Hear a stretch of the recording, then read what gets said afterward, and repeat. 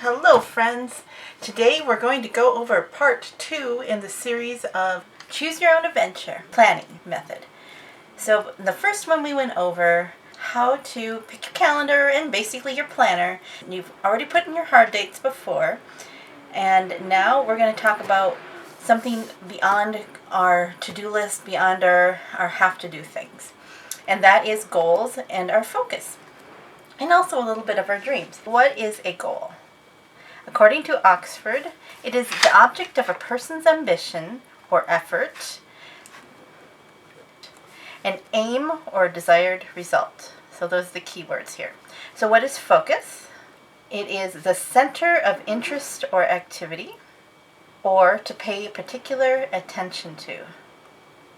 And let's do one more. What is a dream? A cherished aspiration, ambition, or ideal. So you see that goal and dream share this word, and share this word. Circle the wrong one. The goal and dream can be similar. It could be the same thing in your world, but they can also be very different, because a goal that you might have may not be your dream, but a dream can be a goal. And after you set your dream and goal, then you can focus on it, zero in on it. Kind of center your thoughts on that. By the way, if you're new here, my name is Julie Norman, and I put out videos on Tuesdays and Fridays, and I have a new table today. I got it particularly for the videos because I needed a bigger space, and I wanted it to be more white because I think it helps the camera and the lighting, and so let me know what you think. I think I have to set up some more soft things around here so it's not so echoey, but one thing at a time here. Okay, so back to this. So just for instance, say that your dream is to become a watercolor artist. But unfortunately, there are no watercolor artist jobs in your area, and you have to partially support or fully support your family on your income. What are you going to do? Your dream is to become a watercolor artist, but your goal may be to support your family so they have a place to live, they have food, and a little bit of the extras. What happens when your dream is not your goal?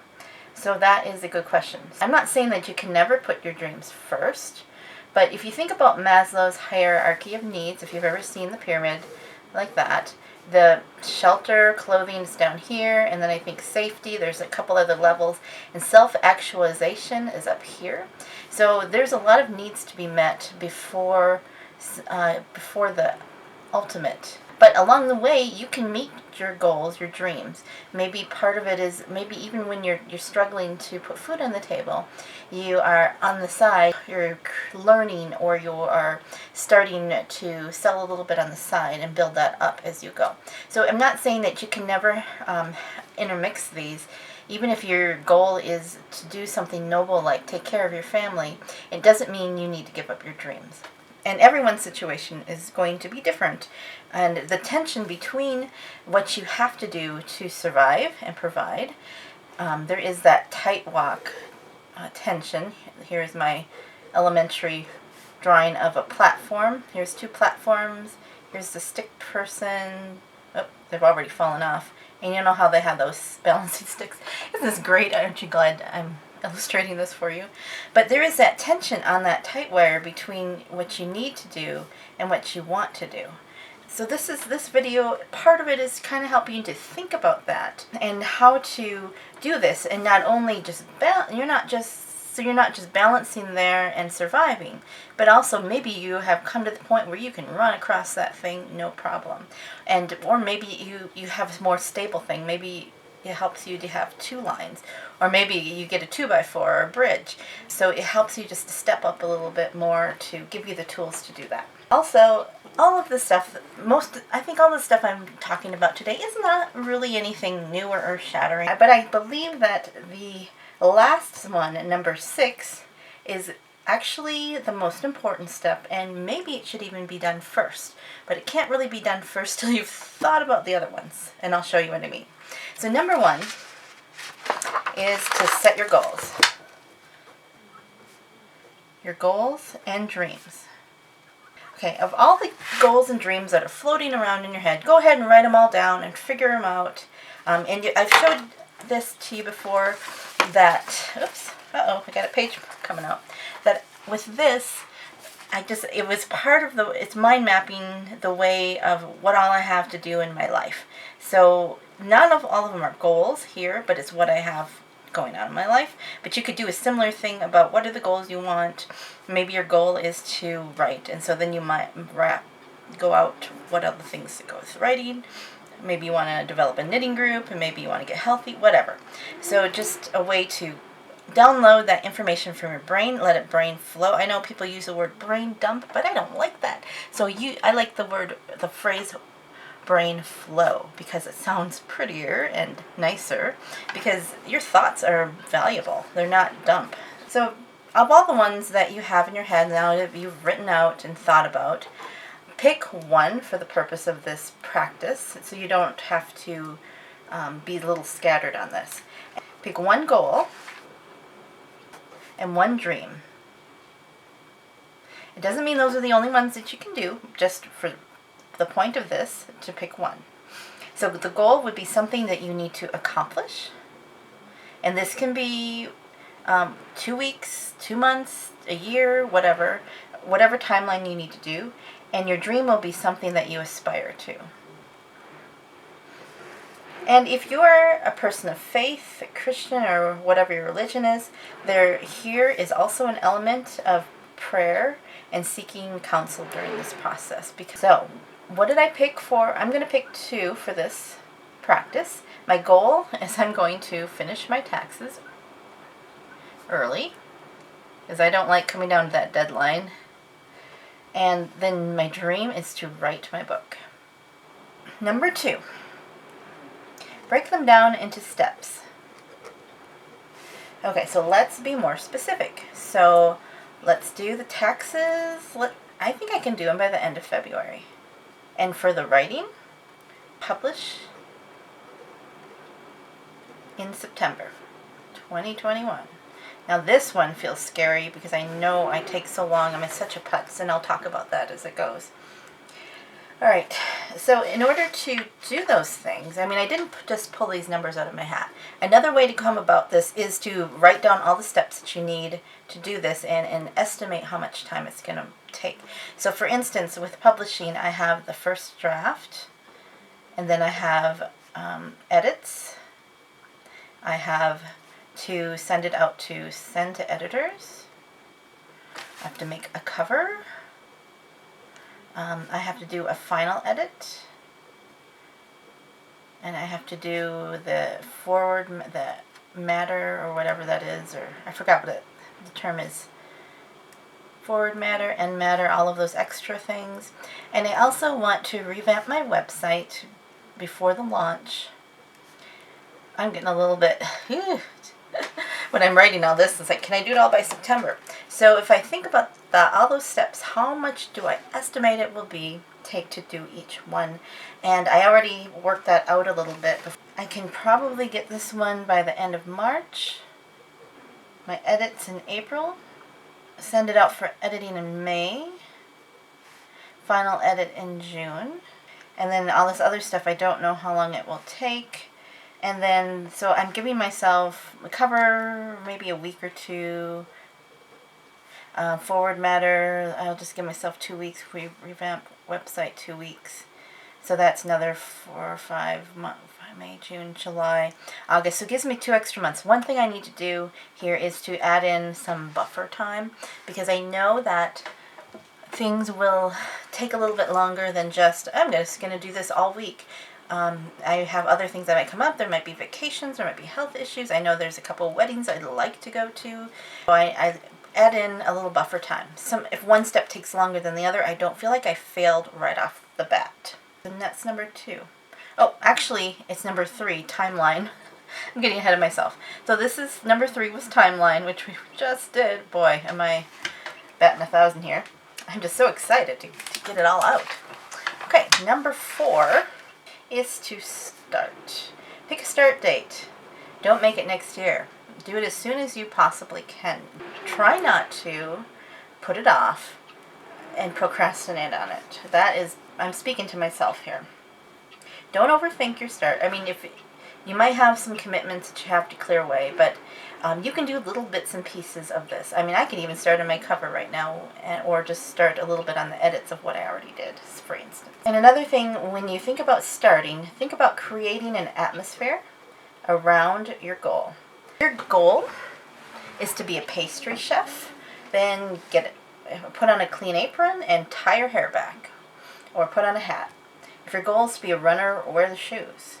And you get what I'm saying? For me, with the writing, what I'm going to do is I'm going to have like cinnamon scented candles, and I'm going to light one of those right before I start. I might have some instrumental music to start off to get my brain kicking in that this is a time to write, and then after that I close my door and I do it. You might need some triggers. It's just kind of like how you brush your teeth and put on your jammies right before which signals your brain it's time to go to bed. So number 5 is to assess. Just because you've done all this, it doesn't mean it's going to be entirely successfully right out of the gate. One thing to ask yourself is, how is my progress going? Is it going? For instance, this week I decided I'm going to write 3 days a week for 2 hours a day. And I get to the end of the week and I think I only accomplished 1,000 words on this day, but 5,000 on this way, and this day I didn't do it at all. And so then I can look at, and why didn't that go? Figure out the victories in that and the defeats. You might find there is a really good time of day that works for you that you didn't think it would. Okay, am I keeping to my schedule?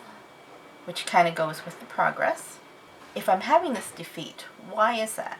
Now, this is the key. And what happens when the victories happen? Is it because there wasn't anyone in the house to interrupt you, or you needed the noise of the people? Is it because, and when you have defeats, is that because you're just really tired? Is it your afternoon slump? Or do you need to change things around? You can assess weekly, 2 weeks. I would say in the beginning, don't let more than 2 weeks go, because longer, it might feel like you're failing. And you might feel that it's my fault. This goal isn't working. And you don't have to write down your answers to all of these things. You can just think about it. But we're planners, so write it down if you possibly can. Just a little notes. Whatever you need to, you can just do 1 or 2 sentences and how it went. So here's a little bit more to think about. And this is why I think this is the most important part. I myself have spent hours, days making up goals, breaking them down just like this into steps and timelines, only to fail because I procrastinated or I had other things going on. This does not mean that my goal was invalid or that it was a failure. Only it meant that I hadn't found the right way to move. So my camera stopped recording again. Someday I'm going to get a better camera, but it doesn't do that to me. But this is what I got now. But anyways, let's go through these again. These are the landmines that can happen. First is self-doubt, and then lack of belief. Belief in yourself, belief in the systems, belief in others, fears, fear of failure, rejection, fear of disappointing others. Then there's excuses. Perhaps you're really good at making excuses, such as I'm not ready, I'm not good enough, I'm too young, I'm too old, or this isn't the time. Even going down to the dog ate my homework. Then we have procrastination, just merely putting things off, which can also be tied to perfectionism. There's lack of focus. And finally, giving up too soon. There are lots of inspirational stories there about people who persist and kept persisting and finally succeeded, and such as J.K. Rowling was one, the author of Harry Potter, where she was rejected many times, and some people will give up before the victory happens. We may not know about these landmines until we start to assess. And I'll tell you something. For a long time, the fear of failure, this one right here, held me back in my publishing, my books. You see, writing had been a dream of mine since about middle school, and I just always knew I was going to be a writer. And I told everyone that I wanted to be a writer, and I would write during my study halls. I had all these stories done. And then, so when, as an adult, I had an opportunity to stay home and work write part-time because we were doing okay and it was my time, I knew this was it. This is my opportunity to really do it. However, I frittered away my time foolishly, distracted myself on other things, probably something online, and other thing, I drew out the time. On reflection, I realized that I feared the very thing that I had dreamed of most of my life. Isn't that sad? What if I finally published and found out that I was an awful writer? I've been wanting to write forever. And what if I found out it wasn't really the dream? Or what if no one wanted to read my books? What would happen then? I would have failed that lifelong dream. I didn't want to disappoint anyone, so if I never finished, I never failed. And I still deal with that today, even though I've published books and articles. And I'm kind of struggling with that right now because the book I am writing now is a bit ambitious for my research. So that's why I'm really glad I'm doing this, because it's not just for you, it's also for me. Anyways, we look at this landmines. Think about these before you start. That's why this is important. And yeah, I'm not making pretty lines, because I bet one or two of these things probably rung a bell with you. Just explore that thought. If there's goals that you haven't reached before, think, was it because I'm a procrastinator, because I want everything to be perfect, I don't do it? Or is it because I doubt myself, or I doubt others, or I doubt the system? Just take some time to think about that before you start. And then when you do that, come up with ways of breaking through these things. This is where the tightrope walker becomes a bridge walker. So going back to my story, how did I overcome my fear of failure? Besides just muscling on and finishing, which is not always my way, I wrestled with one question, and that's this one.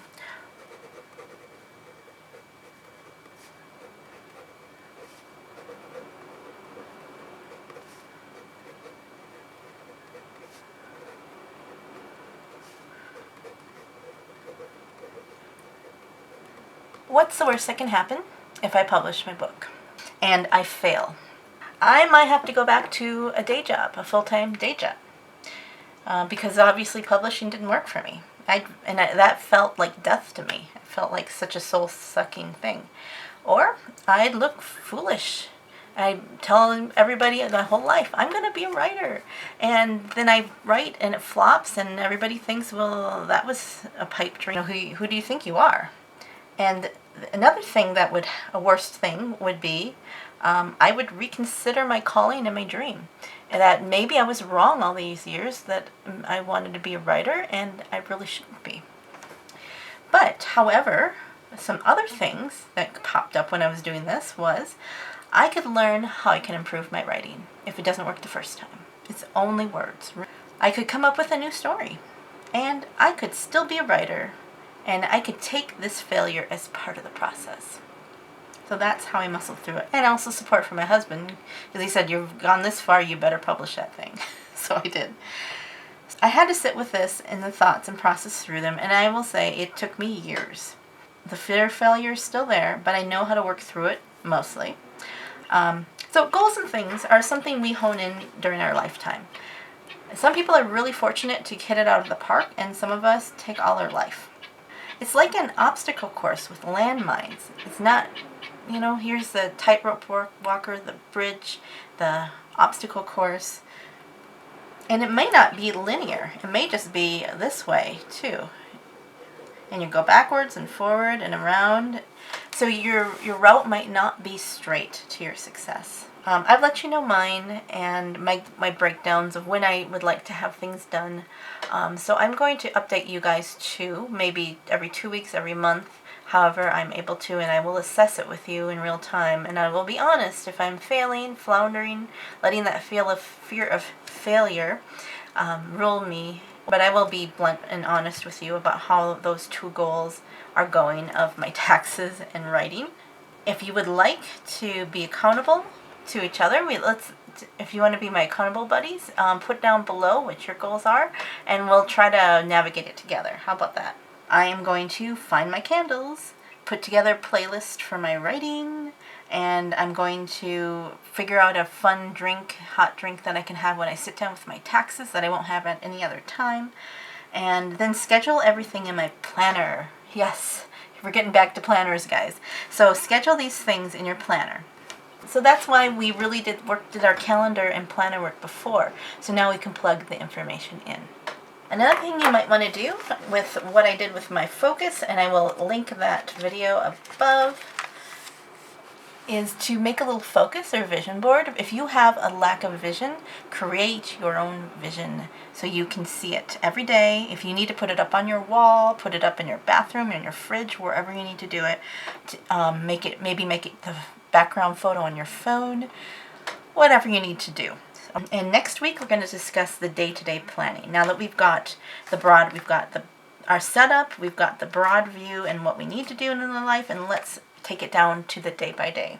So I hope you'll join with me next week as we finish up our 3 video series on Choose Your Own Adventure planning.